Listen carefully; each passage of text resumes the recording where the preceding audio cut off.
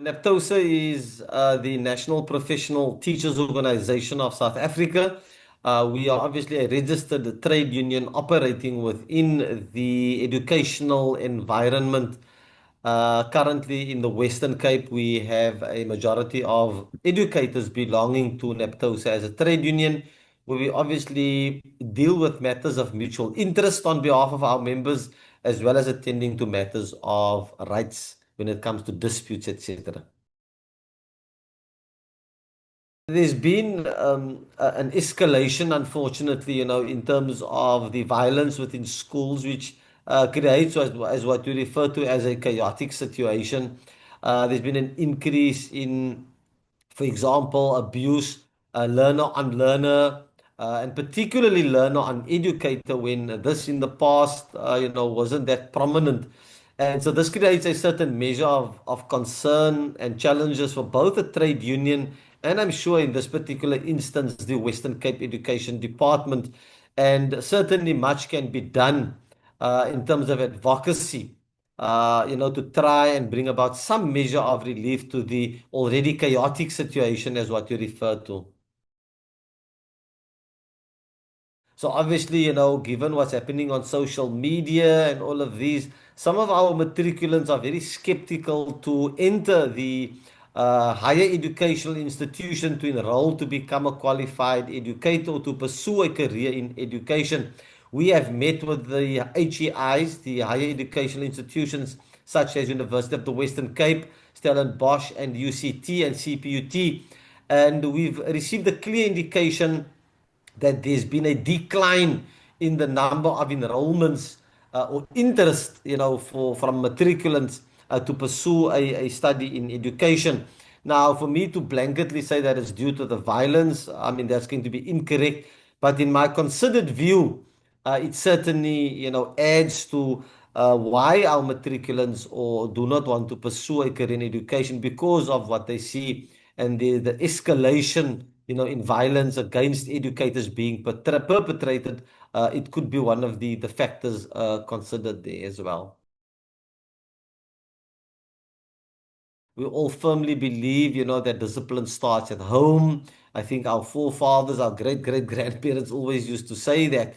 And so the educator within the classroom is sitting with the situation where he or she now has to face disciplinary challenges, manage a classroom before actually getting to what the core function is, which is to ensure effective teaching and learning within a classroom environment.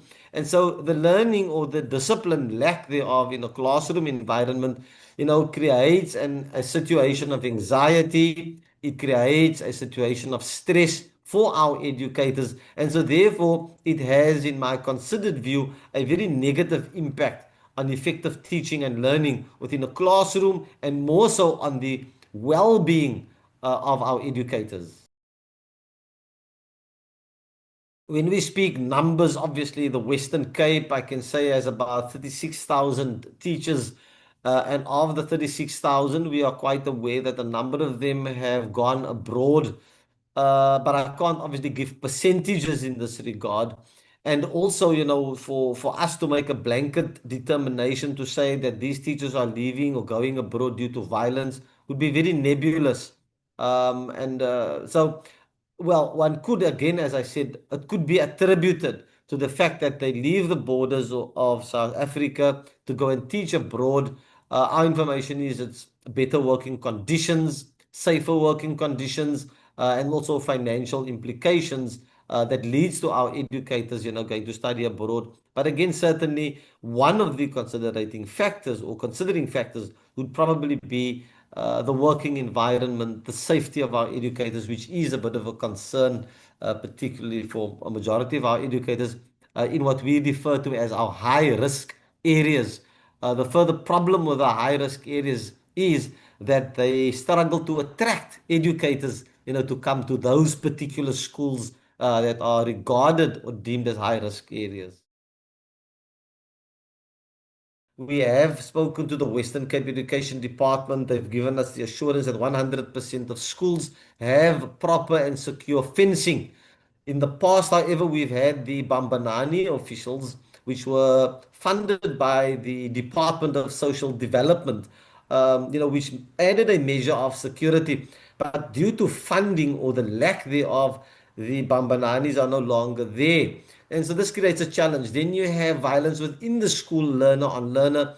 In some instances, it's gang related. Or then there's this learner on students, on teacher violence, or on educator violence, or on educator personnel violence. And so all of this really, unfortunately, does create a very negative impact on education. And as I said, the well-being, the emotional well-being of our educators. And if an educator is not emotionally in a position to teach, there's a saying that goes, you cannot pour from an empty cup. So if I'm emotionally drained as an educator, how much of effective teaching and learning can I ensure within a classroom environment?